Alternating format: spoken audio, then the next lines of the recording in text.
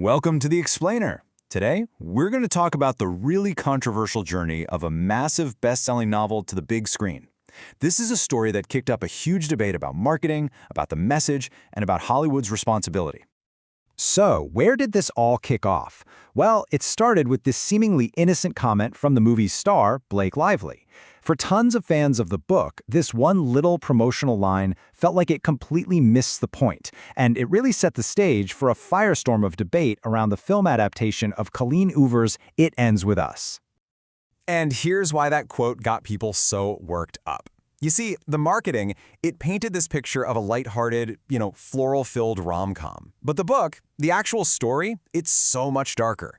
It's not just a love triangle, it's about the cycle of domestic violence. It's not a simple chick flick, it is a raw look at trauma and survival. Okay, so let's dive into this. To really get what all the fuss is about, we've got to go back to the beginning. We need to look at the book itself and unpack the story that grabbed millions of readers in the first place. Okay, so Colleen Hoover's novel came out back in 2016, and it just exploded. It became this massive global phenomenon, especially on platforms like Book Talk, where it found a super passionate and very vocal audience. And we are talking huge numbers here. Over 8 million copies sold worldwide. And get this, it spent an incredible 140 weeks on the New York Times bestseller list. So its message reached a ton of people. But what was that message?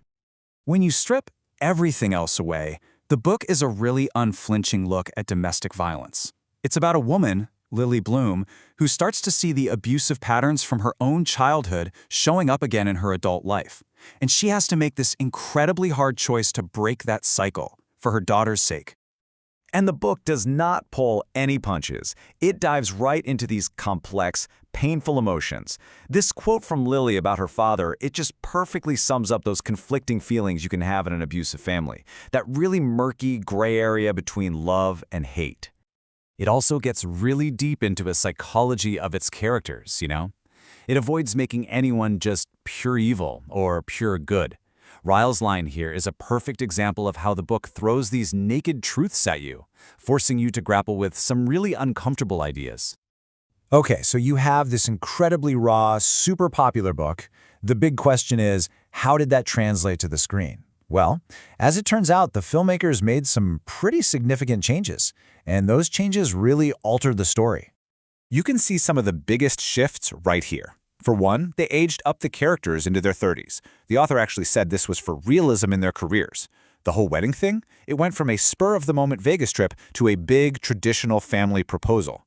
And the ending, yeah, they changed that too. From something kind of ambiguous and hopeful to a much more clean, Hollywood-style reunion. And it wasn't just about what they changed, it was also about what they cut. Gone. Several key supporting characters who were basically Lily's support system, her best friend Devin, her roommate Lucy, just gone. And all those little quirky subplots, like her writing to Ellen DeGeneres or her just keep swimming mantra, also cut. It really streamlined the story to be almost entirely about the love triangle. So, you take all those changes, all those cuts, and you put them together. What's the end result? How did tweaking the plot and trimming the cast really impact the story's core message? Well, a lot of critics and viewers felt like the movie just polished off all the story's rough edges. The Forge Press put it perfectly, saying the film felt very idealized and glossy. The idea was that the raw, difficult heart of the book got smoothed over, to make it easier for people to watch. And that right there is the main critique, isn't it? That the film was essentially sugarcoating domestic violence. You had these eccentric wardrobes, the super idealized visuals, the more romantic ending. It all added up to this feeling that the book's tough message was being watered down. And on top of that, there was a real lack of trigger warnings for some incredibly distressing scenes.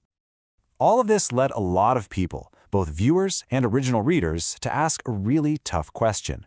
By focusing so much on a glossy look and a traditional romance story, did the movie end up romanticizing a story that's supposed to be about the trauma of abuse? And that question brings us right back to where we started. Full circle. Back to that whole Wear Your Florals marketing campaign and the massive gap between how the movie was sold to us and what the story is actually about. Think about it. The changes they made for the movie, the glossier look, that more definite romantic ending, the intense focus on the love triangle, all of that created a product that could be marketed as a simple love story. It made it possible to sell it as a rom-com, which kind of erases the dark central themes. And, well, that's exactly what they did.